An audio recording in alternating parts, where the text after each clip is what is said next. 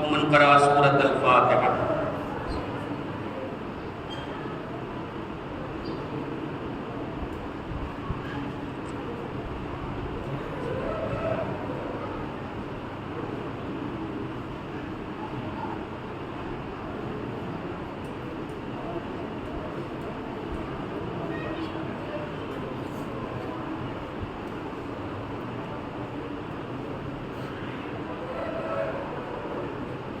لا حول ولا قوة إلا بالله العلي العظيم. أعوذ بالله من الشيطان الرجيم. بسم الله الرحمن الرحيم.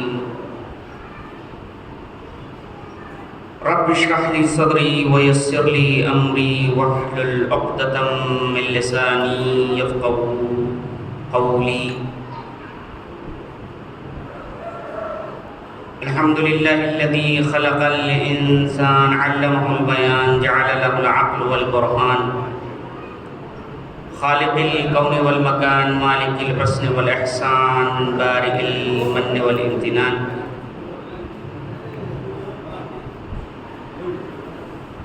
ثم الصلاة والسلام على النبي المكي المدني القرشي الهاشمي الذي سمي في السماء أحمد وبالأرض محمد وبالقاسم محمد. اللهم صل على محمد وآله الطيبين الطاهرين المعصومين المنتخبين المنتجبين الغر الميامين الذين أذهب الله عنهم الرجس وطهرهم تطهيرا. اللهم صل على محمد وآل محمد. واللعنة الدائمة على أعدائهم أجمعين من يوم ظلمهم إلى يوم الدين. أما بعد فقد قال عز اسمه أعوذ بالله من الشيطان الرجيم. قل إن كنتم تحبون الله فاتبعوني يحببكم الله ويغفر لكم ذنوبكم. صلوات بھیجیے حضرت محمد. اللهم صل على محمد وآل محمد. اللهم لعن أول ظالم ظلم حق محمد وآل محمد وآخر تعمل ولا ذلك. اللهم عن إصابة التي جاهدت الحسين وشايت وبايت وتابعت على قتله. السلام على الحسين وعلى علي بن الحسين وعلى أولاد الحسين وعلى أصحاب الحسين الذين بذلوا مهجهم دون الحسين. يا ليتنا كنا معهم فنفوز فوزا عظيما. ایک بلند ترین صلوات پڑھیے.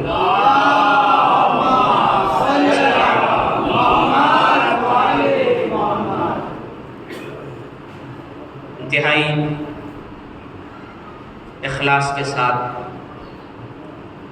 مجالس عزا میں شرکت کرنے والے معصومہ کونین پر کے فرش پر آئے ہوئے مہمان، اس لیے کہ حقیقی معنی میں جو عزادار مجلس عزا میں شرکت کرنے کے لیے آتا ہے وہ شہزادی کا مہمان.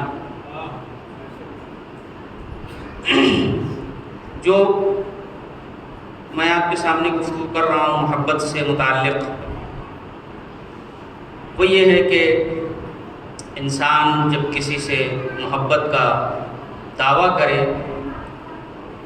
تو اس پر عقلاً بھی واجب ہو جاتا ہے اور لازم ہو جاتا ہے کہ اس کے مطالبات کو بھی پورا کرے. اس لیے کہ کمال محبت خود قرآن مجید ذکر کر رہا ہے کہ کمال محبت کیا ہے. ہر چیز کے لیے اپنا ایک کمال ہوتا ہے، عروج ہوتا ہے. اس چیز کی معراج، مومن کی معراج کیا ہے؟ نماز. نماز کی معراج کیا ہے؟ سجدہ. اسی طریقے سے ہر چیز کے لیے ایک مرحلہ کمال ہوتا ہے. محبت کے لیے بھی ایک مرحلہ کمال ہے، اور قرآن مجید خود ذکر کر رہا ہے. اگر ہم اس میں تصرف کریں تو ہم مخطئ ہو سکتے ہیں، غلط بھی ہو سکتے ہیں، لیکن اگر قرآن مجید خود ذکر کر رہا ہو کہ قل ان کنتم تحبون اللہ فاتبعونی، اے پیغمبر جو گروہ جو ڈیلیگیشن آپ کے پاس آ کر کے کہہ رہا ہے کہ ہمیں اللہ سے محبت ہے، آپ اس سے کہیے کہ اگر تمہیں اللہ سے محبت ہے تو دعوے کے طور پہ میرا اتباع کرو، جو میں کہوں گا وہ تمہیں کرنا پڑے گا. حالانکہ پروردگار عالم یہ کہہ سکتا تھا کہ اگر تمہیں مجھ سے محبت کا دعویٰ ہے تو جو میں کہہ رہا ہوں اس پہ عمل کرو، لیکن براہ راست اللہ نے نہیں کہا، بلکہ واسطہ بنایا ہے نبی اکرم کو کہ اگر تم کو مجھ سے محبت ہے تو تمہیں اس دعوے کو ثابت کرنے کے لیے نبی کو واسطہ بنانا پڑے گا، نبی کو واسطہ بنانا پڑے گا اور نبی کا اتباع کرنا پڑے گا. مجھے سمجھ میں نہیں آتا قرآن مجید کو مسلسل حفظ کرنے والے اس مطلب سے کیسے محروم رہ جاتے ہیں کہ اللہ اپنی محبت کے لیے تو نبی کو وسیلہ بنا لے، مگر قرآن پڑھنے والا بھی اگر اس معارف سے محروم رہ جائے تو پھر اسے کیا کہا جائے. اور اتنا بھروسہ اور بھرم پروردگار عالم کو نبی مرسل کی ذات پر بلا وجہ تو نہیں ہو سکتا کہ اللہ نے یوں ہی کہہ دیا کہ نہیں یہ میرا پیغمبر اس کا اتباع کرو. اس کا مطلب یہ ہے کہ اللہ کو اپنے رسول پر مکمل بھروسہ ہے، اور اس سے متعلق متعدد آیات ہیں. من اطاع الرسول فقد اطاع اللہ، جس نے رسول کی اطاعت کی گویا اس نے میری اطاعت کی. تو اس کا مطلب یہ ہے کہ جب دو لوگوں کے درمیان، دو شخصیتوں کے درمیان، دو افراد کے درمیان فاصلے ختم ہو جاتے ہیں تو کام یہ کرتا ہے منسوخ ادھر ہوتا ہے کہ میرا اتباع کرو، اور وہ اللہ کی محبت بھی ہو جائے گی، اللہ کی اطاعت بھی ہو جائے گی. کمال محبت کیا ہے یہ مجھے آپ کے سامنے عرض کرنا ہے قرآن مجید کی روشنی میں کہ کمال محبت کیا ہے. ہم کسی غیر کے در پہ نہیں جائیں گے، اے اللہ کی کتاب تو ہی بتا دے کہ کمال محبت کہتے کسے. تو قرآن مجید نے خود پڑھ کے سہارا دیا، قل ان کنتم تحبون اللہ فاتبعونی یحببکم اللہ ویغفر لکم ذنوبکم. کمال محبت قرآن خود ذکر کر رہا ہے کہ اے اللہ سے محبت کا دعویٰ کرنے والوں، تمہیں اپنے دعوے پر دلیل کے لیے پیغمبر کا اتباع کرنا پڑے گا. اگر دعوے پہ دلیل دے لے گئے تو کمال محبت حاصل ہو جائے گا. کمال محبت کیا ہے؟ کمال محبت یہ ہے کہ اب تک اللہ تمہارا محبوب تھا، اتباع کرنے کے بعد تم محبوب خدا ہو جاؤ. صلوات بھیجیے عظمت محمد و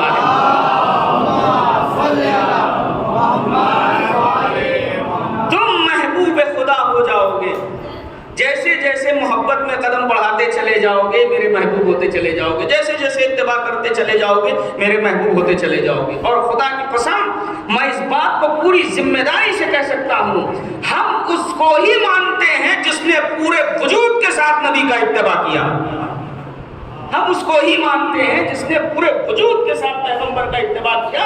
اور اس موقع پر ہمیں سرکار امیر کائنات کا خوبصورت جملہ ملا کہ اتبعتہ کالفصیل، میں پیغمبر کی ایسے اتباع کرتا تھا جیسے اونٹنی کا بچہ اپنی ماں کی اتباع کرتا. تب ہم نے علی بن ابی طالب کے ذات سے تمسک اختیار کیا. اور خود متعدد روایات وارد ہیں اس سلسلے سے. ایک روایت کا آپ کے سامنے ذکر کروں تاکہ آپ کی اذہان عالیہ ہموار ہو جائیں آئندہ مطالب عرض کرنے کے لیے. ایک حدیث روایت ہمارے یہاں پیش کی جاتی ہے حدیث طیر کے نام سے. حدیث طیر، پرندے کی روایت، پرندے کی حدیث. اس روایت کی خصوصیت یہ ہے کہ یہ روایت صاحب ابقات الانوار نے بھی ذکر کی، اس روایت کا ذکر کیا. اس کے علاوہ صاحب تشہید المطائن نے بھی اس روایت کا ذکر کیا ہے. صاحب غدیر یعنی علامہ عبدالحسین امینی رحمۃ اللہ علیہ جمیعاً، انہوں نے بھی اپنی کتاب میں اس روایت کا ذکر کیا ہے. تو اس کا مطلب یہ ہے کہ روایت آپ ہلکے میں نہیں لے سکتے. بات ہو رہی ہے محبوب خدا ہونے کی. ان علماء نے ذکر کیا۔ اس کے علاوہ ہمارے جو برادران اہل اسلام ہیں ان کے یہاں بھی البدایہ والنہایہ میں اس روایت کا ذکر ہے، اور اس کے علاوہ امام احمد ابن حنبل نے بھی اس کا ذکر کیا ہے۔ متعدد ائمہ مسالک و مذاہب نے اس روایت کا ذکر کیا، جس کو کہا جاتا ہے حدیث طیر، یعنی پرندے والی روایت۔ اور اس حدیث کے ذریعے علماء نے یہ ثابت کیا ہے کہ محبوب خدا ہے کون، اس لیے کہ جس نے محبت کے کمال کو حاصل کر لیا ہم اس کی ہی اتباع کریں گے، ہم منہ دیکھ کے کسی کے اتباع نہیں کریں گے۔ کوئی پیغمبر کا بھائی ہو تو ہوا کرے، کوئی پیغمبر کا بیٹا ہو تو ہوا کرے، کوئی پیغمبر کی بہن ہو تو ہوا کرے، کوئی پیغمبر کی اہلیہ ہو تو ہوا کرے۔ ہاں قرآن جو شرف دے گا اس کو بالکل مانا جائے گا، کوئی دو رائے نہیں ہے، لیکن سکہ اسی کا چلے گا جو پیغمبر کا اتباع کرے گا، اس لیے کہ معیار رشتہ داری نہیں ہے، معیار وفاداری ہے۔ صلوات بھیجیے عظمت محمد و آل محمد۔ اور یہی وجہ ہے کہ روایت میں ہم نے دیکھا کہ ایک مرتبہ پیغمبر اسلام کی خدمت اور یہ روایت میں کہہ رہا ہوں تمیزی طور سے اس چیز کو بتا دوں کہ یہ روایت تقریباً 70 طرق سے وارد ہے۔ 70 طرق کا مطلب 70 طریقوں سے یہ روایت آئی ہے۔ میں آسان کر کے اپنے چھوٹے بھائیوں کے سامنے عرض کر دوں، اگر ایک ہی واقعے کو کئی لوگ نقل کر رہے ہوں، ایک آیا اس نے بتایا باہر ایسا ہوا، دوسرا آیا اس نے بتایا ایسا ہوا، ممکن ہے بچہ بتائے گا تو اس کے بتانے کا انداز اور ہوگا، ایک جوان بتائے گا اس کے بتانے کا انداز اور ہوگا، ایک ظاہر ہے کہ پکی عمر کا آدمی، ضعیف العمر انسان جس کے پاس سوجھ بوجھ ہے، عقل و منطق ہے، دانائی ہے، وہ بات کرے گا تو اپنے حساب سے کرے گا۔ لیکن مسلسل تمام لوگوں کا واقعہ نقل کرنا اس بات کی علامت ہے کہ یہ ہوا ہے۔ اس کا مطلب یہ ہے کہ یہ واقعہ ہوا ہے، پیش آیا ہے۔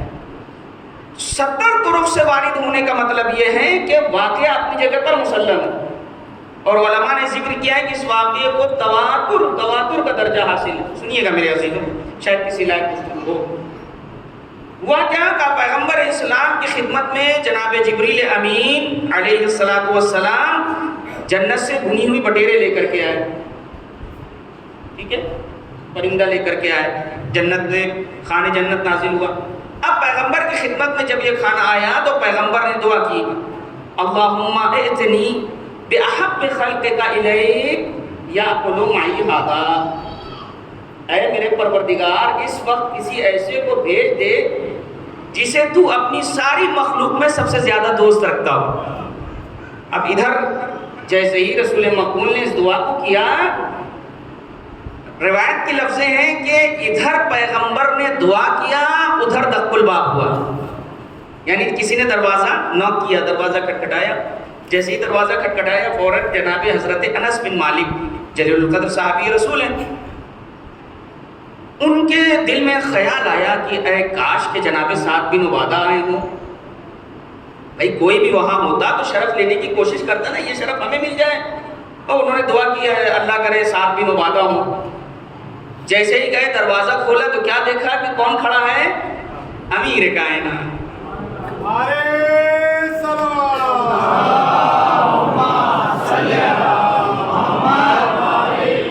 یہ انتظام پروردگار ہے، اس کی جتنی اتباع کرو گے وہ تمہارے درجے کو اتنا بلند کرتا چلا جاتا ہے۔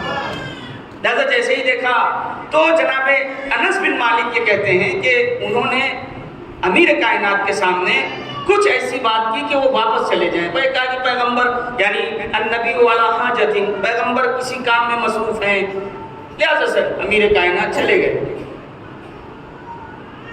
دوبارہ پھر پیغمبر نے دعا کی، اللہم ائتنی بأحب خلقک الیک یأکل معی ھذا، اے میرے پروردگار کسی ایسے کو بھیج دے جو میرے ساتھ اس کھانے میں شریک ہو جائے لیکن تو اس کو سب سے زیادہ دوست رکھتا ہو۔ تو اب یہاں پہ ام المومنین گھر میں موجود تھی، انہوں نے بھی تمنا کی۔ صاحب بدایہ والنہایہ نے ذکر کیا، حضرت ام المومنین نے کہا اے میرے پروردگار اتنا بڑا شرف ملنا ہے تو میرے والد محترم آ جائے۔ دق الباب ہوا، فوراً جناب انس بن مالک گئے، دروازہ کھولا، پھر کیا دیکھتے ہیں؟ امیر کائنات کھڑے۔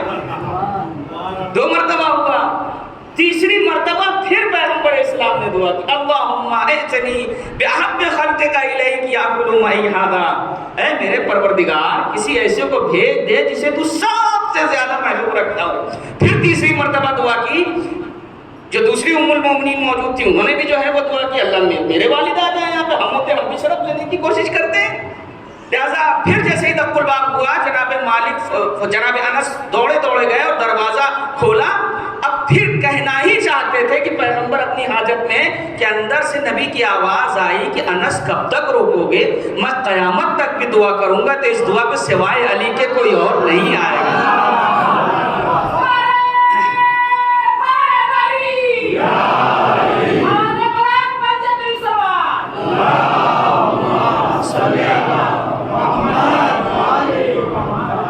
یعنی یہ دعا جہاں ایک طرف ربط کو ظاہر کر رہی ہے کہ کتنا وسیع ربط اور علاقہ ہے اللہ رسول اور علی کے درمیان، وہیں یہ آیت یہ بھی بتا رہی ہے کہ اتباع کا فائدہ کیا ہوگا. میں نے بھی آپ سے عرض کیا تھا کمال محبت یہ ہے کہ انسان اپنے محبوب کا محبوب بن جائے. اپنے محبوب کا کمال یہ نہیں ہے کہ ہم کہتے رہیں کہ ہم خدا کے بندے ہیں، آواز ادھر سے آئے فادخلی فی عبادی وادخلی جنتی، آجا تو میرا بندہ ہے، اور اللہ نے جنت نہیں کہا ہے فادخلی فی جنتی. ایک تو ہم اور آپ جنت کے اشتیاق میں ہیں، وہ ایک الگ چیز ہے، لیکن اللہ نے اس جنت کو مضاف کیا ہے اپنی ذات کے طرف کہ حسین کی قربانی بلند تھی، لہذا کہا یا ایتھا النفس المطمئنہ ارجعی الی ربک راضیۃ مرضیہ فادخلی فی عبادی وادخلی جنتی. میرے بندوں میں داخل ہو جا، تو میرا بندہ ہے اور میری جنت میں داخل ہو جا. بڑا فرق ہے جنت میں اور خدا کی جنت میں. صلوات بھیجیے عظمت محمد و آل محمد. الحمدللہ آپ کے اذان عالیہ متوجہ ہو گئے. تو ایک مسئلہ محبت کا کمال ہے محبوب کی نگاہ میں محبوب ہو جانا، لیکن منتہائے محبت کیا ہے؟ یعنی محبت کی انتہا کیا ہے؟ اطاعت. محبت کی انتہا کا نام ہے اطاعت. جس محبت میں اطاعت نہیں ہے وہ محبت نہیں ہے، وہم ہے انسان. محبت اطاعت سکھاتی. دیکھیے ہم اور آپ دعائے کمیل پڑھتے ہیں، کل شب جمعہ آپ نے پڑھا ہوگا، کہتے ہیں طاعتہ و طاعتہ غنن. ایک فائدہ طاعت کا، اطاعت کا فائدہ کیا ہے سن لیجئے، شاید ہمارے چھوٹے بھائیوں کے کام آ جائے. جب ہم دعا پڑھتے ہیں تو دعا میں یہ کہتے ہیں کہ اے وہ ذات یا من اسمہ دوا و ذکرہ شفا، اے وہ ذات کہ یا من اسمہ دوا، اے وہ ذات جس کا نام دوا ہے، و ذکرہ شفا، اور اس کے ذکر میں کیا ہے؟ شفا ہے. میں گزارش کروں گا اپنے چھوٹے بھائیوں سے کہ جب اللہ سے دعا مانگا کریں تو دعا پڑھا نہ کریں، دعا مانگا کریں. دعا کا مطلب، حالانکہ یہ میرا موضوع نہیں ہے لیکن چونکہ بیچ میں بات آ گئی ہے تو خواطرات میں ذکر کرتا چلوں آپ کے سامنے، شاید کوئی افادہ ہو سکے. یہاں آپ نے ایک چیز دیکھی ہوگی کہ جب اگر انسان گاڑی ڈرائیو کر رہا ہو، فور ویلر چلا رہا ہو، اور بعض جگہ پہ ٹول ٹیکس دینا ہوتا ہے تو گاڑی، یا ٹریفک میں ایسی جگہ ہوتی ہیں جہاں گاڑی آپ کی ٹھہر جاتی ہے، مانے سگنل نہیں ہوا تو گاڑی ٹھہر گئی، تو جو مانگنے والے ہوتے ہیں وہ ان جگہوں کو تاکے ہوئے ہوتے ہیں. یہاں لوگوں کی گاڑیاں رکتی ہیں، لہٰذا وہ وہاں پہ جو ہے وہ گھات لگائے بیٹھے ہوتے ہیں کہ کوئی گاڑی رکے اور وہ طلب کر لیں. ایسا ہوتا ہے نا. غور کریے گا میرے عزیزو، دعاؤں کی اہمیت دیکھیے. عموماً اگر کسی نشست میں آپ نے دیکھا ہوگا کہ اگر خدا نخواستہ کوئی ایسا مومن، مرد مومن ہو یا کوئی بھی مومن کے علاوہ کوئی بھی آ جائے، اگر اس کے پیر میں لنگ ہے، اللہ نہ کرے ہاتھ میں کوئی کمی ہے، تو اس کو چھپاتا ہے نہیں چھپاتا ہے؟ سامنے والا نہ دیکھے گا تو ظاہر ہے کہ میری کمی ظاہر ہوگی. لیکن اسی کے برخلاف آپ نے دیکھا ہوگا کہ جب انسان جا رہا ہو گاڑی سے اور مانگنے والے آتے ہیں تو اگر ہاتھ میں عیب ہے تو کھول کے دکھاتے ہیں، یہ دیکھو میرے اندر یہ عیب پایا گیا. پیر میں اگر کوئی کمی ہے تو اپنا پیر جو ہے کھول کے دکھا دیں گے کہ سام کیوں؟ اس کو پتا ہے اس کے ذریعے سامنے والے کے دل میں رحم پیدا ہو جائے گا اور بالآخر وہ دے دے. یعنی آپ دیکھیں کہ جس طریقے سے قرآن مجید کی آیات فطرت سے ہم آہنگ ہیں، ایسے ہی معصومین کے دعا فطرت سے ہم آہنگ ہیں. یا رب ارحم ضعف بدنی ودقت عظمی ورقت جلدی، اے میرے پروردگار تو رحم کر دے، میری ہڈیاں کمزور ہیں، میری جلد کمزور ہے، میں ناتوان ہوں۔ غور فرما رہے ہیں، بندوں کے سامنے اپنی ضعف و کمزوری کا اظہار کرنے سے ذلت ہوتی ہے، خدا کے سامنے اپنے گناہوں کا اعتراف کرنے سے بندگی کا عروج حاصل ہوتا ہے۔ صلوات بھیجیے عظمت محمد و آل محمد۔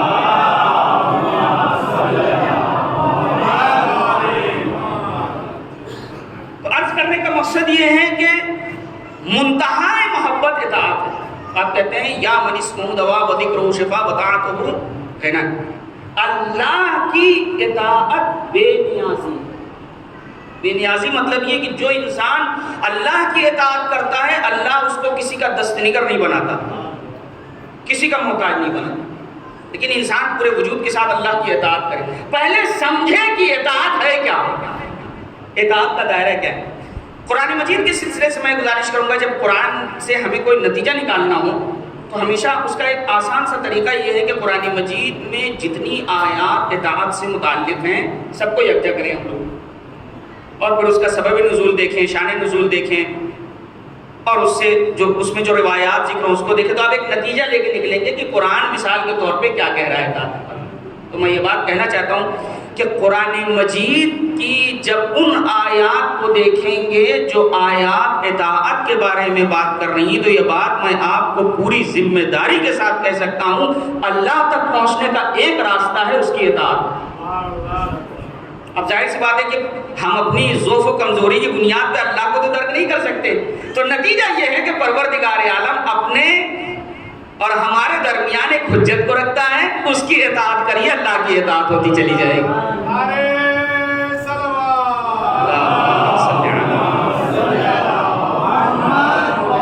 یعنی جتنا ڈوب کے انسان اللہ کی حجت کی اطاعت کرے گا اتنا جو ہے وہ بے نیاز ہوتا چلا جائے گا۔ اور قرآن مجید کی آیات کے سلسلے سے میں کہنا چاہتا ہوں میرے جوانوں، میرے چھوٹے بھائیوں، قرآن مجید کو اپنے وجود میں اتارنے کی کوشش کریں، قرآن مجید کو پڑھیں، اس کی آیات کو پڑھیں۔ قرآن مجید کا کمال یہ ہے کہ جو جیسا چاہے وہ قرآن سے لے سکتا ہے، تبرک چاہے لے سکتا ہے۔ قرآن فطرت سے ہم آہنگ ہو کر کے بات کرتا ہے۔ ہندی میں کہا ہی جاتا ہے قرآن ایشور وانی ہے، جیسا قرآن سے انسیت پیدا کریے، قرآن سے انس پیدا کرنے کی ضرورت ہے، قرآن سے قریب آنے کی ضرورت ہے۔ اور میں یہ بات پوری ذمہ داری کے ساتھ کہہ سکتا ہوں کہ قرآن مجید در حقیقت ان کے لیے ہی ہے جو مقام اہل بیت کو سمجھتے ہیں،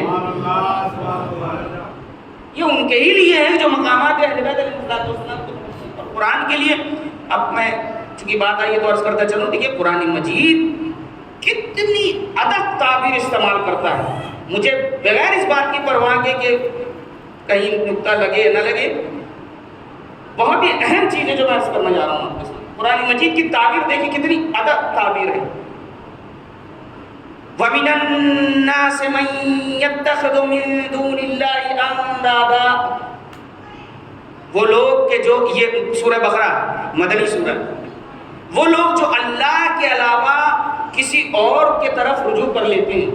ہمیں اور آپ کو اپنی زندگی پہ بھی غور کرنا پڑے گا، میں پھر کہہ رہا ہوں، ہرگز یہ نہ سمجھیں کہ قرآن مجید صرف پرانے اس دور میں آیا اور اس کے بعد قصہ ختم ہو گیا، اگر ایسا ہوتا تو اللہ کی آیات مردہ ہو گئی ہو۔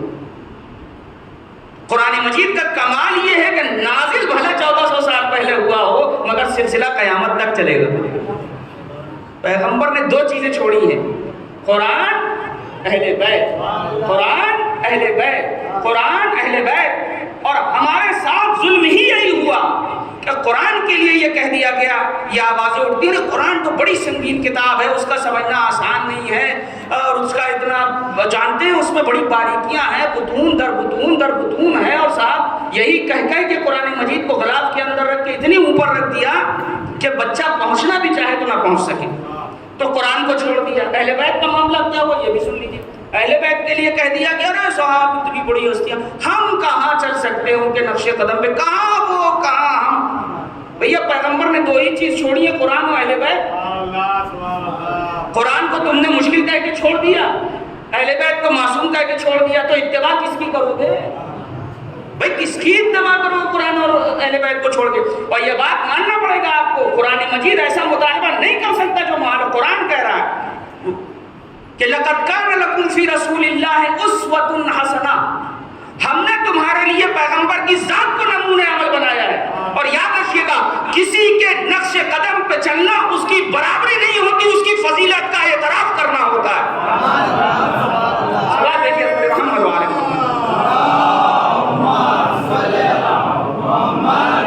اس کی فضیلت کا اعتراف کرنا ہوتا ہے۔ اگر ایک انسان، یہ ہم دیکھتے ہیں کہ کسی پولیٹیشین کو اپنا آئیڈیل بناتا ہے تو اس کی طرح ہیئر اسٹائل کرتا ہے، اس کی طرح لباس پہن رہا ہے، اس کی طرح آوازیں نکال رہا ہے۔ ایک انسان کسی فلمی دنیا کے کلاکار کو اور ایکٹر کو جو ہے نمونہ عمل بناتا ہے تو آپ دیکھیں اس کے طریقے سے جو ہے بال بنا رہا ہے اور ویسی جینس پہن رہا ہے، اگر جینس پھٹی نہیں ہے تو بلیڈ سے وہاں سے کاٹے دے رہا ہے، یہ کیا ہے؟ تو اس کا مطلب یہ ہے کہ یہ عقل بتاتی ہے، جس سے محبت کی جاتی ہے اس کو فالو کیا جاتا ہے۔ صلوات بھیجیے عظمت محمد و آل محمد۔ قرآن کہہ رہا ہے وَمِنَ النَّاسِ مَن يَتَّخِذُ مِن دُونِ اللَّهِ أَندَادًا، جو اللہ کے علاوہ کسی اور کو اپنا رب بناتے ہیں، خدا بنا لیتے ہیں، اپنا قریب کر لیتے ہیں اپنے سے۔ يُحِبُّونَهُمْ كَحُبِّ اللَّهِ، اور اتنی محبت کرتے ہیں جو اللہ کا حق ہے۔ کیا مطلب؟ یعنی اللہ کو مان رہے ہیں، اطاعت کسی اور کی چل رہی ہے۔ مان اللہ کو رہے ہیں، اطاعت باس کی چل رہی ہے۔ مان اللہ کو رہے ہیں، اطاعت سباست کی چل رہی ہے۔ مان اللہ کو رہے ہیں، اطاعت جو ہے وہ سانسد کی چل رہی ہے۔ مان اللہ کو رہے ہیں، اطاعت جو ہے وہ پردھان منتری کی چل رہی ہے۔ غور فرمائیے گا میرے، ان سب کا احترام اپنی جگہ پہ، اس سے انکار نہیں ہے، میں کسی کے پروٹوکول کو ٹھیس نہیں پہنچا رہا ہوں، لیکن یہ بات کہنا چاہتا ہوں کہ انسان کو سمجھنا ہوگا جس سے محبت ہو اطاعت اسی کی ہونا چاہیے۔ جو محبت اطاعت میں ختم نہیں ہوتی وہ سوائے تباہی کی اور کچھ نہیں ہے۔ صلوات بھیجیے عظمت محمد و آل محمد۔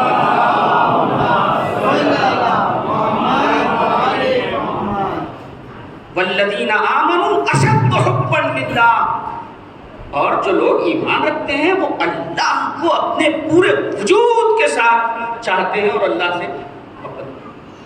کربلا میں اگر آپ دیکھیے ظاہر میں کیا تھا؟ کیا تھا ظاہر؟ بھوک، پیاس، حالت ظاہر دیکھیے، تنگ دستی، تنگ حالی، کیا تھا امام حسین کے پاس؟ حالت ظاہر آپ دیکھیے کیا کچھ بھی نہیں تھا، اور سامنے سارے آرام و آسائش کے وسائل مہیا تھے۔ لیکن ہم نے دیکھا کہ بعض لوگ تھے جنہوں نے محبت کا مطلب سمجھا اور حجت خدا کے جانب کھڑے ہو گئے، اور اسی کے مقابلے میں ہم نے بعض لوگوں کو دیکھا، بعض کیا اکثریت جو ہے وہ جمہوریت کہیں اور جا کے کھڑی ہو گئی، جمہوریت کہیں اور جا کے کھڑی ہو گئی۔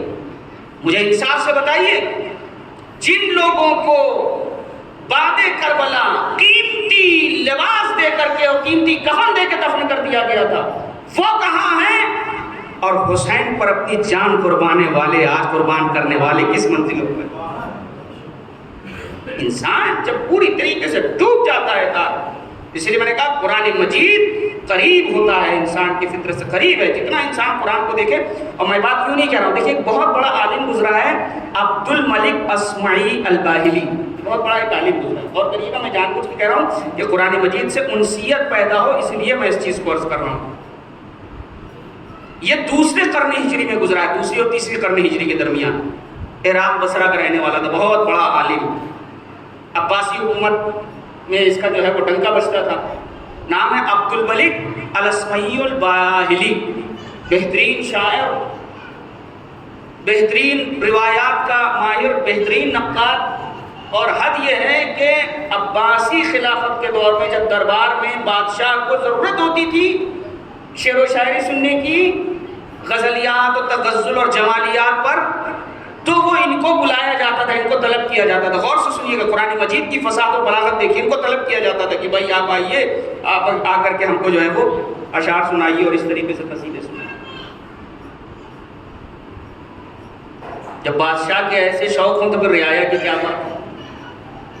لہٰذا جو ہے وہ یہ جاتے تھے، سناتے تھے، یہاں تک کہ عباسی بادشاہ نے کہا کہ تم اتنے ماہر ادیب ہو کہ اگر تم نبوت کا دعویٰ کر دو تو میں ایمان لے آؤں۔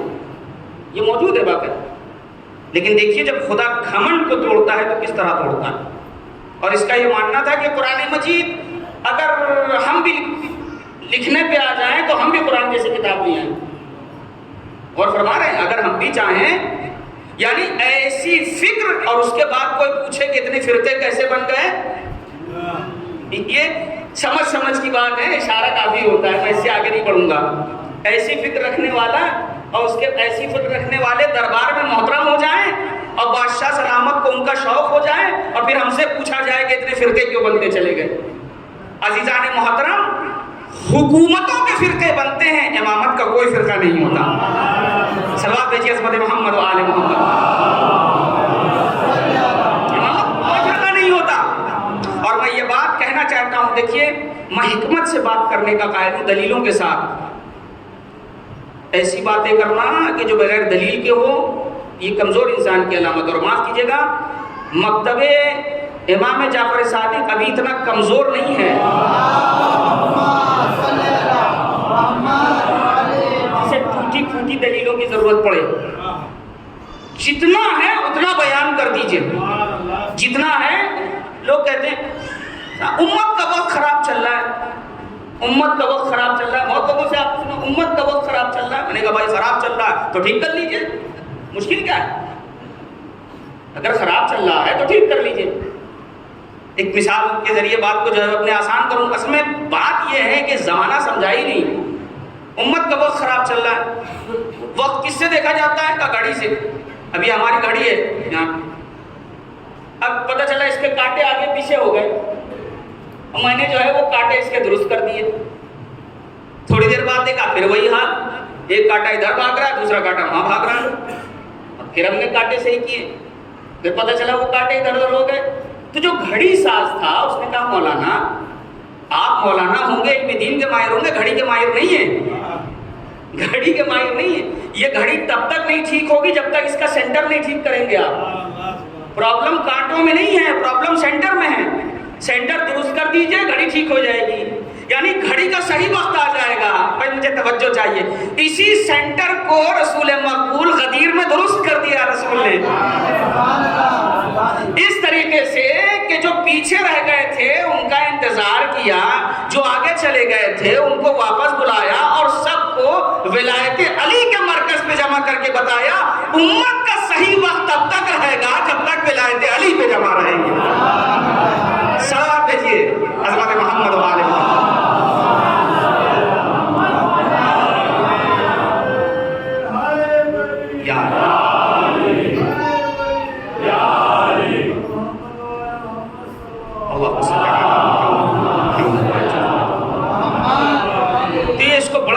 تھا، بڑا گھمنڈ تھا، بڑا غرور تھا کہ میں قرآن جیسی کتاب لا سکتا ہوں. لہٰذا ایک بار یہ اپنے شاگردوں کو درس دے رہا تھا، پڑھا رہا تھا اپنے شاگردوں کو، اور اس نے قرآن مجید کی سورہ مائدہ کی آیت پڑھی اور وہاں سے گزر ہوا ایک بشتی کا، ایک عربی کا گزر ہوا. ظاہر سی بات ہے کہ وہ نابینا بھی تھا اور بدو گنوار، جیسے ہمارے یہاں بسا اوقات ہوتا ہے بعض لوگ جو ہے الٹریٹ ہیں، بھائی یہ مشہور ہو جاتی ہے ایک چیز. تو وہ کہتے ہیں کہ نابینا تھا، پڑھا لکھا نہیں تھا بالکل. وہ وہاں سے گزر رہا تھا اور یہ استاد محترم درس دے رہے تھے اور یہ سورہ مائدہ کی آیت پہ اعتراض کر رہے تھے. قرآن کہتا ہے وَالسَّارِقُ وَالسَّارِقَةُ فَاقْطَعُوا أَيْدِيَهُمَا جَزَاءً بِمَا كَسَبَا نَكَالًا مِّنَ اللَّهِ وَاللَّهُ غَفُورٌ رَحِيمٌ. یہ قرآن مجید کی آیت پڑھی انہوں نے، تو اس نے وہیں سے دیکھ کر کے کہا کہ تم نے آیت غلط پڑھی. اب آپ سوچئے اتنا بڑا استاد بچوں کو پڑھا رہا ہو، بتا رہا ہوں لوگوں کو، اور اچانک ایک گنوار آدمی آئے کہیں کہ کہاں میاں غلط آیتیں اڑا رہے ہو قرآن مجید کی. آیت تو صحیح پڑھو. اور حافظ جی کو تو یوں بھی برا لگ جاتا ہے، بھائی مجھے حفظ ہے آپ مجھے سکھا رہے ہیں. لہٰذا جو ہے وہ کہا کہ بھائی آپ جو ہے وہ آپ نے کہانی پھر سے آیت پڑھیے. تو کہا وَالسَّارِقُ وَالسَّارِقَةُ فَاقْطَعُوا أَيْدِيَهُمَا جَزَاءً بِمَا كَسَبَا نَكَالًا مِّنَ اللَّهِ وَاللَّهُ غَفُورٌ رَحِيمٌ. کہا یہ قرآن کی آیت پڑھ رہے ہو؟ اس جاہل نے پوچھا، اس نابینا نے پوچھا تم قرآن کی آیت پڑھ رہے ہو؟ کہا میں قرآن کی آیت پڑھ رہا ہوں. کہا یہ اللہ کا کلام ہو ہی نہیں سکتا کہ چور اور چورنی کے ہاتھ کاٹ دو، جو اس نے کیا ہے اس بنیاد پر، اس لیے کہ اس کا ترجمہ کیا ہوا یہ سن لیجئے. دیکھیے اگر بات نہ پہنچی تو پھر رہے گا چلا جائے گا معاملہ. جو وہ پڑھ رہا تھا اس آیت کا مطلب کیا ہوا؟ چوری کرنے والے اور چوری کرنے والی کے ہاتھ کو کاٹ دیا جائے، یہ اللہ کی طرف سے جزا ہے اس کی. اور جو وہ آیت پڑھے اس کا مطلب کیا ہوا؟ واللہ غفور الرحیم، اور اللہ غفور ہے اور رحیم ہے. یہ وہ آیت کو پڑھ رہے. اس نے کہا کہ یہ کلام اللہ کا ہو ہی نہیں سکتا. تو اب صاحب اللہ شاگرد دے چمچے نہ دے، اللہ نیک شاگرد دے چمچے نہ دے. تو اب وہ جو وہاں بیٹھے ہوئے تھے ان کو کیا دوسری بات کہ صاحب بتائیے ہمارے استاد کے لیے اتنی بڑی بات کہہ دی کہ آیت غلط پڑھیں. یہ آیت غلط پڑھیں گے تو آیت کون صحیح پڑھیں؟ جو بلایا یہ بتاؤ تم حافظ قرآن ہو؟ کہا نہیں میں حافظ قرآن تو نہیں ہوں. تو کہا کیا تمہیں سورہ مائدہ یاد ہے؟ کہا نہیں مجھے سورہ مائدہ بھی نہیں یاد. کہا تم پڑھے لکھے ہو؟ کہا میں پڑھا لکھا بھی نہیں ہوں. تو کہا نہ تم پڑھے لکھے ہو نہ جو ہے وہ تمہیں سورہ مائدہ یاد ہے، آنکھوں میں تمہاری بینائی ہے نہیں. تو کہا اچھا ٹھیک ہے قرآن اٹھا لو اسی بات پہ. تو قرآن مجید آیا اور جو قرآن مجید کھولا گیا تو پتہ چلا وہ صحیح کہہ رہا تھا. غفور الرحیم نہیں تھا، عزیز الحکیم تھا. غفور الرحیم نہیں تھا، عزیز الحکیم تھا. اب استاد کو پشیمانی ہوئی. استاد نے کہا بھائی معذرت چاہتا ہوں میں اور معافی چاہتا ہوں، یہ غلطی ہو گئی مجھ سے، میں آیت غلط پڑھ رہا تھا. وہاں غفور الرحیم نہیں ہے، عزیز الحکیم. لیکن کہتے ہیں نا کہ جو انسان ہوتا ہے واقعا تو پھر وہ پہچان لیتا ہے. اب اس نے بلایا نابینا کو. یہ بتاؤ نہ تم حافظ ہو نہ تم قاری ہو نہ تم پڑھے لکھے ہو، نابینا ہو، تمہیں کیسے پتہ چلا کہ یہاں غفور الرحیم نہیں ہے عزیز الحکیم ہے؟ تو اس نے کہا اے اللہ کے بندے، اللہ سزا کا ذکر کر رہا ہے اور غفور الرحیم کہے گا اپنے کو.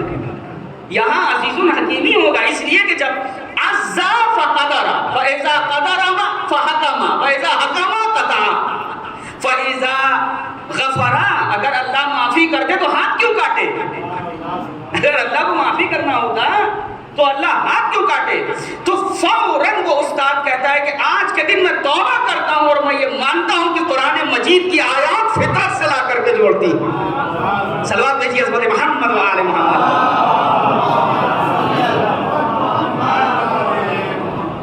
لہٰذا اس بات کو سمجھنے کی ضرورت ہے. قرآن مجید سے انسیت پیدا کیا جائے، قرآن مجید سے قریب آئیں. قرآن مجید سے دوری کا نتیجہ ہے کہ جو جتنی بھی بیشتر فاسد چیزیں ہمارے درمیان انٹری لے رہی ہیں، بیشتر چیزیں، اس کی بنیاد ہے قرآن مجید سے دوری. ہندوستان کا مایا ناز صدر جمہوریہ ڈاکٹر شنکر دیال شرما کا نام آپ نے سنا ہو. ان کی نظم پڑھیے آپ. ان کا تعلق مکتب اسلام سے نہیں ہے، دین اسلام سے نہیں ہے، مگر ایک تجربہ کار انسان، پڑھا لکھا انسان قرآن کے بارے میں یہ کہہ رہا. افسوس سمجھنے کی کتاب تھی، پڑھنے کی کتاب بنا ڈالا. زندوں کے لیے دستور تھا، تم نے مردوں کو بخشوانے کا ذریعہ بنا ڈالا. قرآن مجید عالم بشریت کو جگانے کے لیے آیا تھا، تم نے لوریوں میں سنانا شروع کر دیا. قرآن تمہارے مقدر کو بدلنے آیا تھا، تم نے گلے میں تعویذ بنا کے لٹکا لیا. اور فرما رہے ہیں، اور میں ایک جملہ اپنے نوجوان کے حوالے کر رہا ہوں، سرکاروں کی شکایت کرنا چھوڑ دیجئے، اس لیے کہ سنت الہی ہے کہ ان اللہ لا یغیر ما بقوم حتی یغیروا بانفسہم. اللہ تب تک کسی کے حالات نہیں بدلتا جب تک وہ خود نہ اپنے کو بدلے. جب اللہ نہیں بدلتا تو سرکاریں کیا کسی کے حالات کو بدلیں گی؟ صلوات بھیجیے حضرت محمد و آل محمد. سمجھنے کی ضرورت ہے. سنت الہی جب تک انسان اپنے آپ کو بدلنے کی کوشش نہ کرے اس کو کوئی نہیں بدل سکتا. جتنی بھی چیزیں ہمارے درمیان آ رہی ہیں اس کی بنیادی وجہ ہے قرآن مجید سے دوری. میں چند باتیں آپ کے سامنے عرض کرنا چاہتا ہوں. بسا اوقات کچھ چیزیں سامنے میں ایسے دیکھنے میں آتی کہ افسوس ہوتا ہے. آپ ذرا سوچیں، جو قرآن اہل بیت علیہ الصلوۃ والسلام کی اطاعت کا ذکر کر رہا ہے، جو قرآن اتباع کا ذکر کر رہا ہے، کبھی کبھی بعض اشعار کے ذریعے شاعر آتا ہے، عقیدت کا اظہار کرتا ہے اور عقیدت کرتے کرتے کرتے عقیدے بنانے لگتا ہے. حیرت ہوتی ہے. مجھے انصاف سے بتائیے، نصیری کا خدا ہونا، بہت غور سے سنیے گا، داد نہیں چاہیے بالکل آپ سے، لیکن آپ کے اذہان عالیہ تک بات پہنچنے دیں. کون سی فضیلت ہے حضرت علی کے لیے نصیری کا خدا بننے؟ نہیں مجھے بتائیں آپ انصاف سے. ابھی میں 2 دن یہاں پر ہوں، میں موجود ہوں، تو اگر مان لیجیے کوئی میرا بھائی بیٹھنا چاہتا ہے بات کرے. کون سی فضیلت ہے حضرت علی کے لیے خدا بن جانا؟ پہلے تو ظلم کی تعریف سمجھے کہ ظلم کہتے کس کو. اللہ فی نظم امورکم، میں تمہیں آگاہ کر رہا ہوں کہ اپنے کاموں میں درستگی لے کر کے آؤ، صحیح بندوبست کرو. اگر ظلم کہتے ہی ہیں اس کو کہ چیز کا صحیح جگہ پہ نہ رکھنا. ظلم تو مطلب کیا ہے؟ چپلوں کی الماری لگی ہوئی ہے اور چپلیں الحمدللہ ایک دوسرے کو پامال کرتے ہیں. مسجدوں میں جا رہے ہیں، جہاں نماز اور سجدگاہ اور تسبیح اٹھایا، نماز پڑھاؤ، جہاں چاند کھوس دیا. مسجدوں میں گئے منت ماننے کے لیے، پتہ چلا وہاں جا کر کے موم بتی اگربتی لگا لگا کے پورے طاق کو کالا کر دیا. یہ مس مینجمنٹ نہیں تو غور کریے میرے اصل 90% پروجیکٹ فیلئر ہیں. اب جو ایکسپرٹ بتاتے ہیں وہ ایک فیلئر کیوں فیل ہو جاتے ہیں؟ کا مس مینجمنٹ کی وجہ سے. یہ اب انکشاف ہو رہا ہے، جو ماہرین ہیں وہ کشف کر رہے ہیں، اس چیز کو محسوس کر رہے ہیں کہ مس مینجمنٹ کے وجہ سے جو ہے وہ انسان کا ہدف پورا نہیں ہو پاتا، فیل ہو جاتا ہے انسان. آپ کو تو فخر ہونا چاہیے کہ آپ اس علی کے ماننے والے ہیں جس نے وصیت میں اپنے شیعوں کو یہ بات کہی ہو تاکید سے کہ خبردار اپنے کاموں میں درستگی پیدا کرو، جو چیز جہاں ہے اس کو وہیں رکھو.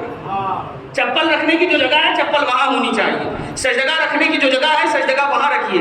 جتنا وقت فیملی کو دینا چاہیے اتنا وقت فیملی کو دیجیے، جتنا وقت دوست کو دینا چاہیے اتنا وقت دوست کو دیجیے. یہ نہ ہو کہ جو باتیں گھر میں ہونی چاہیے وہ باہر ہونے لگے، جو باتیں باہر ہونی چاہیے وہ گھر میں ہونے لگے. اگر انسان ان چیزوں کو نہیں سمجھ رہا ہے تو اس کا مطلب یہ ہے کہ ابھی وہ ظلم سمجھا ہی نہیں. ظلم کا مطلب کیا ہے؟ غور کریے گا، یہ میں بہت ہی قریب سے آپ کو اس بات کو آ کر کے بتانا چاہتا ہوں. مکتب جعفری کا، امام جعفر صادق کا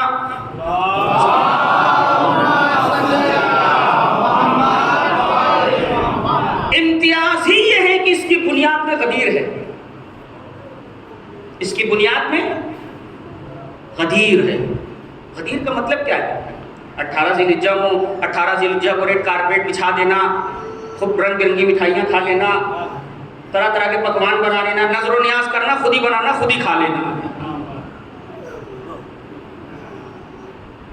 دنیا میں آپ غور کر لیجیے کہ میں یوں نہیں کہہ رہا ہوں، میں نے چیک کیے فیکٹس جا کر کے.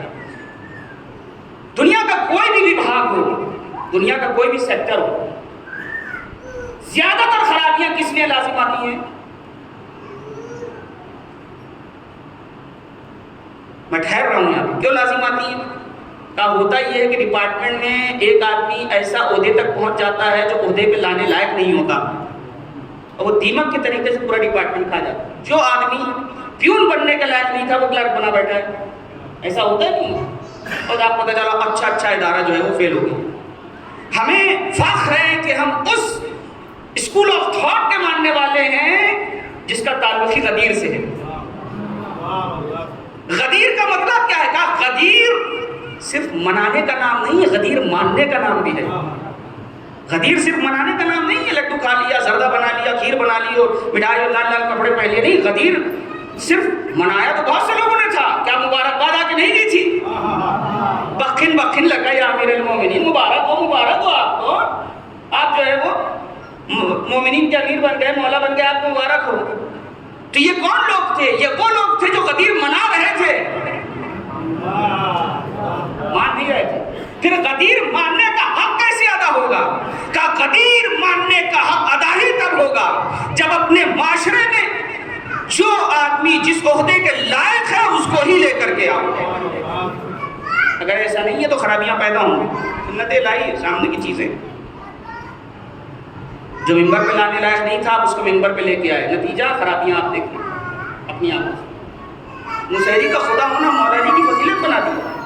اشعار میں ابھی ہمارے چونکہ بہت سارے اکثر بچے اس چیز سے غافل ہیں، میں بہت ٹھہر کے عرض کر رہا ہوں، بہت اہم بات ہے جو آپ کے سامنے کہنا چاہتا ہوں. میں سیریا میں رہا اور میرا حمص کے طرف سے استنبول جانا ہوا، ترکی جانا ہوا. وہاں پر علوی کمیونٹی موجود ہے. علویوں میں بھی الگ الگ فکریں پائی جاتی ہیں. کچھ وہ ہیں جو مسلمان ہیں جنہوں نے کلمہ پڑھ لیا ہے، باقاعدہ ان کی اپنی شرح ہے، ساری چیزیں ہیں. لیکن ترکی میں جو موجود ہیں وہ باقاعدہ طور سے مشرک ہیں. ان کا عقیدہ سن لیجئے آپ، اور آئندہ سے مشاعری کا خدا کہنا چھوڑ دیجئے گا. یہ جو قرآن نے کہا نا سیرو فی الارض، سیر کرو زمین پر، دیکھو کیا ہوا کیا نہیں ہوا. آپ کو سن کے حیرت ہوگی، ان کے کھلونے عقیدے سن لیجیے. وہ جو حضرت علی کی الوہیت کے قائل ہیں، کہتے ہیں کہ اللہ نعوذ باللہ سما گیا تھا حضرت علی کے اندر. ان کا عقیدہ سنیے آپ. 21 رمضان ان کے یہاں عید کی تاریخ ہے. میں چشمدید ہوں اس کا، اگر آپ چیک کرنا چاہیں تو بہرحال الحمدللہ میں نے کہا نا سوشل میڈیا اللہ کی بڑی نعمت ہے، آپ چیک بھی کر سکتے ہیں جا کر. یہ میں یوں ہی نہیں کہہ رہا ہوں. ان کے یہاں 21 رمضان عید کا دن. عبد الرحمن ابن ملجم ان کے یہاں بڑی محترم شخصیت ہے، بہت احترام کرتے ہیں اس کا. آپ مان سکتے ہیں کوئی شیعہ کا بچہ عبد الرحمن ابن ملجم کو عزت کی نگاہ سے دیکھے گا؟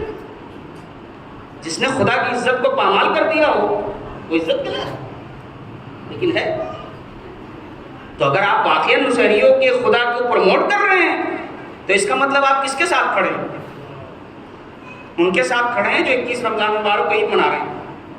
ان کے ساتھ کھڑے ہیں جن کے وہ کہتے ہیں عبد الرحمن ابن ملجم نے بڑی خدمت کی حضرت علی کی، ان کو اس دنیا کے جنجال سے رہائی دے دی. موجود ہے. ہم کب ان چیزوں کی طرف متوجہ ہوں؟ جو اشعار پڑھے جاتے ہیں، ایک شاعر نے کہہ دیا، بچے اسی کو یاد کر لیتے ہیں، وہ مسلسل پڑھنے لگتے ہیں. علی رب کے نعرے لگتے ہیں اور اس کے بعد کہتے ہیں جب ماں باپ کو رب کہا جاتا ہے تو حضرت علی کو کیوں نہیں کہا جا سکتا. یا مثال کے طور پہ کہہ دیا جاتا ہے کہ دکھائیے کہیں روایت میں لکھا ہو کہ منع کیا گیا ہو علی کو رب نہیں کہا جا سکتا. تو آج میں ایک روایت بھی بتا رہا ہوں. میں گزارش کروں گا اپنے جوانان سے اگر محفوظ کرنا چاہیں تو محفوظ کر لیں، ریکارڈ کرنا چاہیں تو ریکارڈ کر لیں. میں 2 دن ہوں ابھی، حوالہ چاہیں تو حوالہ لیں. یہ جو علی رب کے نعرے لگ رہے ہیں غور کریے گا. کتاب الکافی محمد ابن یعقوب الکلینی رضوان اللہ تعالی علیہ. دوسری کتاب شیخ خرِ عاملی رضوان اللہ تعالی علیہ، جو مسلک اخبار کے بہت ہی بڑے عالم ہیں. یہ چرسی بھنگی والے اخباری نہیں ہیں، سمجھ رہے ہیں؟ اخباری مطلب اسکول آف تھاٹ، مکتب جعفری کے 2 پر ہیں، مدرسہ اصول اور مدرسہ اخبار، جس سے مکتب امام جعفر صادق پرواز کرتا ہے.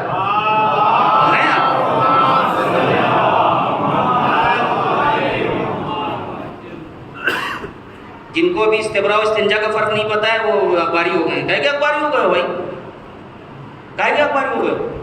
قرآن مجید کی 2 آیت کا سیدھا ترجمہ نہیں ہو سکتا اور اخباری ہو گئے. یہ مسائل کو خود اخذ کر لیں، دکھائیے آپ. کافی میں موجود ہے شیخ خرِ عاملی، اتنے بڑے عالم کی کتاب ہے اثبات الہدات. کتاب کا نام کیا ہے؟ اثبات الہدات کتاب کا نام ہے، بالنصوص والمعجزات یہ کتاب کا نام. اس کتاب میں انہوں نے لاسٹ چیپٹر جو قائم کیا ہے وہ غالیوں کے رد کے سلسلے سے قائم کیا. اور ٹھہر کے میں عرض کر رہا ہوں، میں چاہ رہا ہوں ریکارڈ کر لیجیے آپ لوگ اس بات کو. جو یہ کہتے ہیں نا ایک روایت لا کر کے دکھا دو جہاں منع کیا گیا ہو، لہٰذا انہوں نے جو ہے وہ نقل کیا. اور روایت کا سلسلہ سن لیجئے، سلسلہ روایت بھی سن لیجئے. جناب محمد ابن یعقوب الکلینی ان علی بن ابراہیم ان ابن ابی عمیر ان سالم ان ابی عبداللہ. میں راویوں کا سلسلہ تک بیان کر رہا ہوں کہ ذہنوں میں محفوظ ہو جانا چاہیے. کیا مطلب؟ کہا جناب محمد ابن یعقوب الکلینی نے نقل کیا ہے کس سے؟ جناب علی بن ابراہیم سے. بہت بڑا مقام ہے ان کا. انہوں نے نقل کیا ہے اپنے والد سے، انہوں نے نقل کیا ہے ابن ابی عمیر سے. ابن ابی عمیر کون ہے؟ یہ وہ راوی ہیں، ہمارے ہاں کچھ راوی وہ ہیں جو اصحاب ثقات کہے جاتے ہیں. یعنی اگر وہ سلسلہ روایت میں آ گئے تو پھر بہت زیادہ دوسرا چھان بین نہیں کرتا، قبول کر لیتا نہیں، چونکہ یہ بھروسے مند صحابی ہیں جن کے لیے باقاعدہ طور سے امام نے توثیق کی ہے، لہٰذا اس میں کوئی خدشہ وارد نہیں کرتا. غور سے سنیے، لہٰذا راویوں کا نام میں نے اسی لیے ذکر کر دیا. یعنی سلسلہ سند بالکل تام ہے، کوئی اس میں ذرہ برابر چون چرا نہیں کر سکتا روایت میں. سلسلہ روایت آپ کے ذہنوں میں محفوظ ہو گیا. آپ روایت سن لیجیے. چھٹے ماہ فرماتے ہیں کہ اتا قوم امیر المؤمنین، ایک قوم آئی حضرت امیر کے پاس. فقالوا السلام علیک یا ربنا، اے علی ہمارے رب آپ پہ ہمارا سلام. فغضب، حضرت علی ناراض ہوئے. فاستتابهم، اور ان سے کہا توبہ کرو فوراً. کیا کہا؟ توبہ کرو. فلم یتوبوا، توبہ نہیں کیا ان لوگوں نے. غور کیا آپ نے؟ جب انسان محبت میں اطاعت کا دامن چھوڑ دیتا ہے تو علی کے کہنے کے باوجود علی کے حکم پہ عمل نہیں کرتا. لم یتوب، نہیں توبہ کیا. پھر مولا کائنات نے طلب کیا توبہ کرو، نہیں توبہ کرو. فحفر لهم حفرة واوقد فيها نارا. پوری روایت جا کر کے دیکھ لیجئے گا. مختصر یہ بتانا ہے کہ یہاں تک کہ حضرت علی نے ایک گڈھا کھودا، گڑھا کھودا، اس میں آگ کو روشن کیا. پھر کیا کیا وہ جا کے خود پڑھ لیجئے گا. یہ پیغام دے رہے تھے مولا کائنات.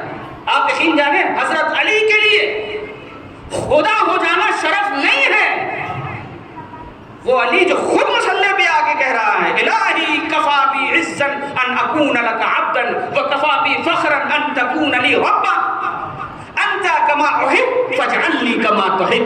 اے میرے پروردگار، اس علی کی عزت نفس کے لیے اتنا کافی ہے کہ تو میرا رب ہے.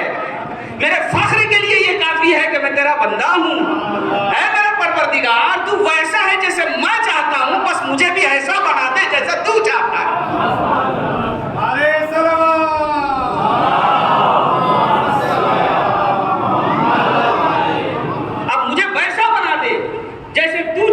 مجھے انصاف سے بتائیے، دنیا غور کرے، دنیا سمجھے اس چیز کو، لوگوں کو سمجھنا چاہیے. حضرت علی کے لیے خدا ہو جانا شرف نہیں ہے.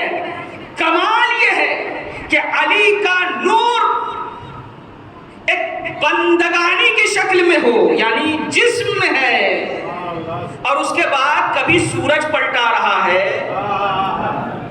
کبھی سخاوت کر رہا ہے، کبھی علم کو تقسیم کر رہا ہے. جملہ سنیے جارج ارداغ کا، اگرچہ میں نے کل ذکر کیا تھا، آج میں آپ کو جملہ بتا رہا ہوں. جارج ارداغ کا کہنا یہ ہے کہ حضرت علی کو اللہ نے جنگ کے میدان کے لیے خلق ہی نہیں کیا. علی کو اللہ نے منبر کے لیے خلق کیا تھا، علم کے لیے خلق کیا تھا. مولا کائنات، بہت اچھا جملہ ہے جناب حضرت یعنی علامہ عقیل الغربی صاحب کا خدا نے سلامت رکھیں، کہ علی اس دنیا میں زندگی بانٹنے آیا تھا، زندگیاں لینے نہیں آیا تھا، زندگی بانٹنے کے لیے آیا تھا.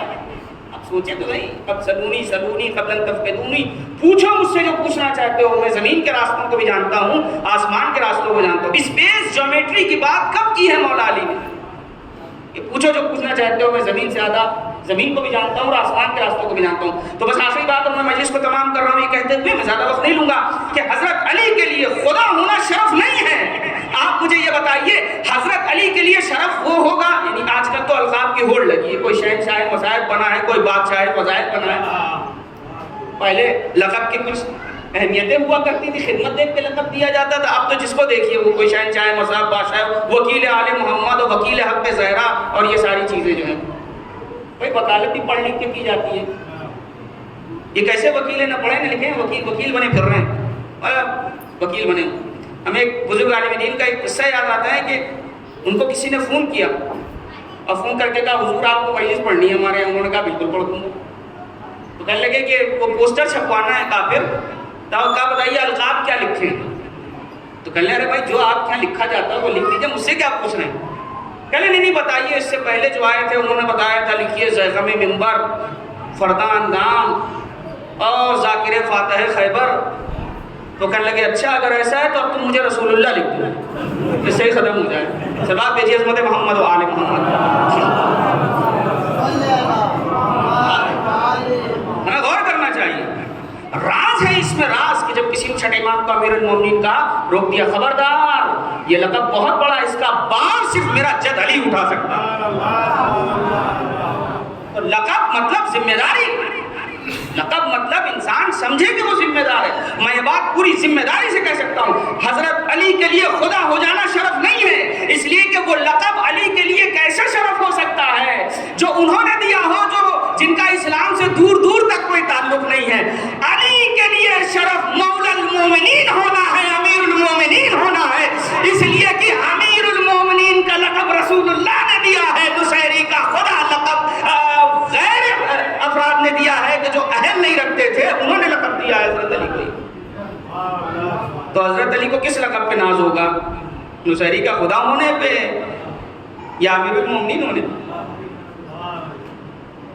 تھوڑی سی مجلس کچھ ہو گئی، صلوات پڑھیے حضرت محمد و آل محمد۔ لیکن عزیزان ایمان، میرے پیارے چھوٹے بھائیوں، ہماری اور آپ کی ذمہ داری ہے کہ اگر محبت کی ہے تو اطاعت کے راستوں کو بھی جانیں۔ جو چیز اطاعت سے ہٹ جائے وہ محبت نہیں ہو سکتی۔ لا تروا جاہل الا مفرطا او مفرطا، جاہل کو آپ نہیں دیکھیں گے مگر یہ کہ یا تو وہ افراط کر رہا ہوگا یا تفریط کر رہا ہوگا، یا گھٹا رہا ہوگا یا بڑھا رہا ہوگا۔ حضرت علی کا کمال یہ ہے کہ جتنا رسول نے دیا ہے اتنا مانا۔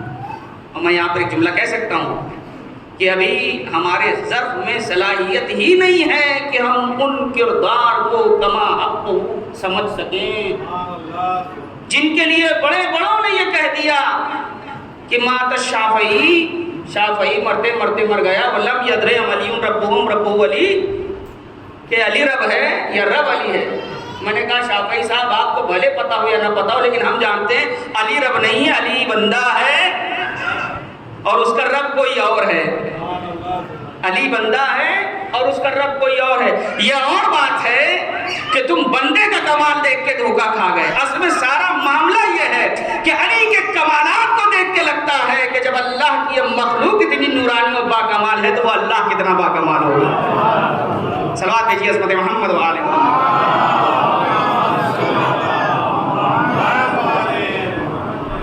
اور انہی اقدار کو بچانے کے لیے یہ اطاعت کی منزل ہے کہ اگر ہمارے اور آپ کے تیسرے امام نے کہہ دیا بیٹا اللہ کی مشیت یہ ہے، اللہ کی مرضی یہ ہے کہ تم میدان جہاد میں نہ جاؤ، تو ہمارے اور آپ کے چوتھے امام نے پھر میدان کا رخ دنیا کو نہیں بھولنا چاہیے کہ اس کا نام بھی علی تھا، علی ابن الحسین زین العابدین سید الساجدین ذو الصفنات آدم آل محمد، یہ چوتھے امام کیا تھا۔ لیکن اب اللہ کا حکم ہے لہذا میدان قتال میں نہیں گئے۔ ایک بڑا امتحان سید سجاد نے ماؤں بہنوں کو بے مقصود چاہتا۔ یہاں میرے سامنے جوانان بیٹھے ہیں، نورانی چہرے میں دیکھ رہا ہوں، سوال کرنا چاہتا ہوں۔ خدا آپ کے والدین کو سلامت رکھے۔ باپ بہت بڑی ڈھارس کرنا، باپ اللہ کی وہ نعمت ہے جس کا جبران نہیں ہو سکتا، اور یہی باپ اگر معصوم ہو، اللہ اکبر، اندازہ کریں آپ۔ میں آپ سے ایک سوال کرنا چاہتا ہوں، چوتھے امام کی مظلومی سنیے۔ اگر آپ اللہ نہ کرے ہمارے سامنے ہمارے باپ کی کوئی توہین کر دے، ہم برداشت کریں گے؟ ہی برداشت کر پائیں گے۔ اللہ ہے سید سجاد علی کا بیٹا، باپ کا جنازہ بے گور و کفن پڑا ہے، مگر اللہ کی مشیت ہے تو امام یوں ہی گزر گئے۔ بار بار اپنے بابا کے جسم کو دیکھتے جاتے تھے، یہاں تک کہ جناب زینب نے سید سجاد کو دیکھا اور دیکھ کے کہا اے بیٹا سید سجاد، کیا تم بھی عالم غربت کے ساتھ چھوڑو؟ فوراً جو ہے وہ جناب سید سجاد نے کہا کہ اے پھوپھی اماں، یہ دیکھیے ظالمین نے اپنے کچھ دائے نجس کو دفن کر دیا اور میرے بابا کا کوئی دفن کرنے والا ہے۔ دلاسا دیا شہزادی سے، سید سجاد یہاں عالی شان روزے تعمیر ہوں گے، تمہارے بابا کا چاہنے والے آئیں گے، زیارت کریں گے۔ لیکن عزیزوں ہمارا اور آپ کا امام 40 سال ہو گیا ہے، 35 سال ہو گیا، 40 سال ہو گیا، اور جب بھی روتے تھے تو کہتے تھے الشام الشام الشام، مسلسل گریا، پانی دیکھا تو رونے لگے، کھانا آیا تو رونے لگے، کسی بچے کو دیکھا تو روتے تھے، کسی جوان کو دیکھتے تھے تو روتے تھے۔ خدا آپ کو کسی غم میں نہ رلائے سوائے غم شہدائے کربلا کے، سوائے غم کربلا کے۔ میرے عزیزوں، پروردگار آپ کی آنکھوں پہ رحمتیں نازل کرے۔ مصائب احساس کرنے کی چیز ہے، انسان احساس کر کے دیکھے کہ اگر اس جگہ میں ہوتا تو میرا عالم کیا ہوا ہوتا، سید سجاد پہ کیا گزر گئی یہ کوئی نہیں بتا سکتا۔ آپ سوچیں شریعت میں، فقہ اسلامی میں کچھ پیشے اختیار کرنے کے لیے ممانعت ہے کہ وہ پیشہ نہ اختیار کیا جائے تو بہتر ہے، مکروہ قرار دیا گیا ہے۔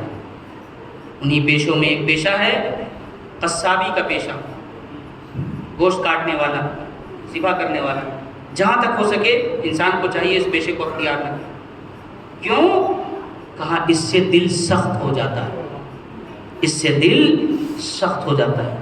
مظلومی سنیے چوتھے ایمان کی، راوی کہتا ہے کہ جب ہمارا اور آپ کا آقا مدینے کے بازار سے نکلتا تھا تو جو قصائی ہوتے تھے، جو قصاب ہوتے تھے، وہ اپنے جانوروں پہ کپڑا ڈال دیا کرتے تھے۔ جیسے ہی کپڑا ڈالتے تھے فوراً کسی نے سوال کر لیا کر کے کپڑا کیوں ڈال رہے ہو؟ کہا آپ یہاں سے چوتھے امام کا گزر ہونے والا ہے۔ کہا پھر کیا ہوگا؟ کہا جیسے ہی گزرتے ہیں وہ سوال کر لیتے ہیں کہ یہ بتاؤ تم نے ذبح کرنے سے پہلے کیا جانور کو پانی پلایا تھا؟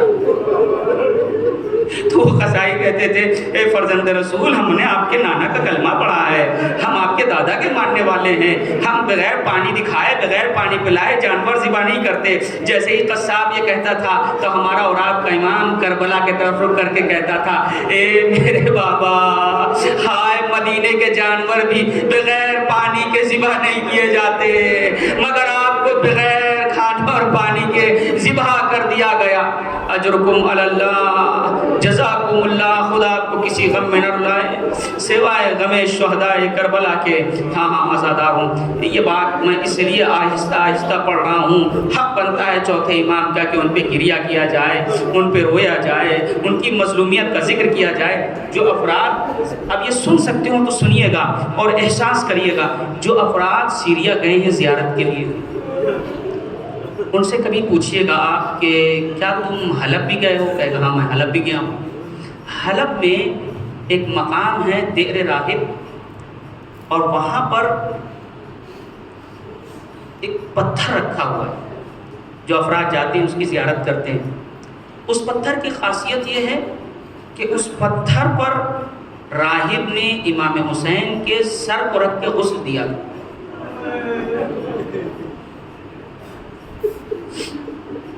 اس پتھر پر راہب نے امام حسین کے سر کو رکھ کے غسل دیا۔ چونکہ مجھے خود بھی شرف ہوا ہے جانے کا، اس کو دیکھنے کا۔ اس پتھر کی کیفیت یہ ہے کہ جو مومن بھی اس کو دیکھے گا اس کا قلب بے قرار ہو جائے۔ اس پتھر کی رنگت عجیب ہے، آج بھی وہ پتھر باقاعدہ طور سے سرخی مائل ہے۔ ایسا لگتا ہے کہ وہ پتھر خود کہہ رہا ہے کہ ہاں میرے ہی اوپر غریب زہرا کا سر رکھا گیا۔ عاشور کے دن اگر کبھی اتفاق ہو آپ جائیں، زیارت کریں۔ مشہد المختہ اسے کہا جاتا ہے، شیخ حسن نصر اللہ ان کی ہی قیادت میں وہ چیز وہاں رکھی گئی۔ وہ وہاں کے پیش نماز بھی جس زمانے میں گیا تھا وہاں پر، اور میں نے دیکھا اس پتھر کی عجیب کیفیت ہے۔ اب سنیے آپ، صرف جس پتھر پر امام حسین کے سر کو رکھا جائے اس پتھر کی کیفیت یہ ہو جاتی تھی۔ اب چوتھے امام کا جملہ سنیے، ہمارا آپ کا امام کہتا ہے میں جب بھی اپنے بابا کی قتل گاہ کو دیکھتا ہوں میرا دل تڑپ جاتا ہے، قریب ہوتا ہے کہ میں خون کے آنسو رونے لگوں۔ دیکھیے بھولنا ہے انسان، میں بہت آہستہ آہستہ مسائل پڑھ رہا ہوں تاکہ آپ سنیں، واقعاً اپنے ذہنوں میں محفوظ کریں اور آنسو بہائیں قربتاً اللہ، قربتاً اللہ۔ حق ہے چوتھے امام پہ ان پہ گریہ کیا جائے۔ انسان بھول جاتا ہے چیزیں، انسان چیزیں بھول جاتا ہے۔ بھولنا اللہ کی بڑی نعمت ہے۔ کسی انسان کا جوان دنیا سے گزر گیا، اس کے لیے جینا محال ہو جاتا ہے، لیکن جیسے جیسے وقت گزرتا جاتا ہے وہ اپنے کو سنبھال لیتا ہے. اگر اللہ نے ایسی قوت دی ہوتی کہ انسان بھولے ہی نہ, تو آپ مجھے انصاف سے بتائیے کہ اس کا عالم کیا ہو؟ کیا وہ جی سکتا ہے؟ نہیں جی سکتا. اب سنیے, لیکن جو زمانے کا امام ہوتا ہے وہ نہیں بھولتا. اب سمجھیے گا چوتھے امام کا جملہ جو چوتھے امام نے کہا ہے, میرے بابا میں کیسے بھول سکتا ہوں, میرے سامنے کس طریقے سے جناب عباس کے شان قلم ہوئے, کس طریقے سے قاسم کا لاشا ٹکڑوں میں پامال ہوا, میرے بھائی اور محمد مارے گئے, اے بابا میں کیسے بھول سکتا ہوں, خیمے جلا دیے گئے, میری بہن سکینہ کے گوشوارے چھین لیے گئے. لہٰذا چوتھے امام کہتے ہیں, اے میرے بابا اگر میرے یہ آنسو خشک ہو گئے تو آنے جو مصائب کربلا میں دیکھے ہیں میں خون کے آنسو بہاتا رہوں گا اور کربلا والوں کو پرسا دیتا رہوں گا. وسيعلم الذين ظلموا أي منقلب ينقلبون إنا لله وإنا إليه راجعون. ردم بقضائه وتسليما لأمره الإلهي بحق الزهراء وأبيها وبعلها وبنيها والسر المستودع فيها والعدد الذي ما أحاط به علمه. پروردگار کی